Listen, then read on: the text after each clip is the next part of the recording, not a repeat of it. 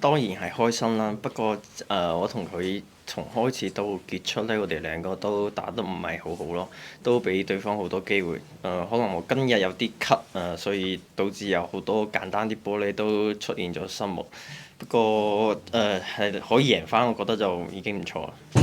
其實我覺得都唔係，可能因為我本身自己有啲敏感，所以可能就我有時翻到廣東就容易咳啊。不過就可能呢兩日就慢慢又咳翻，所以我可能聽日又打得好好咧。其實我知嘅，其實我4-1領先到佢追翻嚟，其實我都諗過，我如果輸咗會點嘅。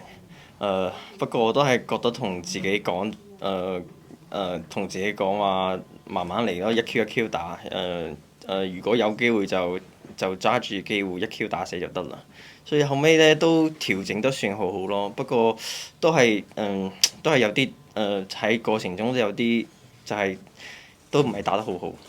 因為我都驚佢做士多架做翻嚟，不過佢真係嗰幾 Q 士多架都做得好好，而且咧都我都係冇辦法嗰兩 Q，不過最後尾好彩我自己揾翻嗰個主動權啦，所以就 OK 咯。我其實都就係慢慢調整嘅，我都唔知點樣打日嘅。不過嗰幾隻波真係好緊張，所以打日都我覺得都好驚喜嘅。不過好彩打日咗。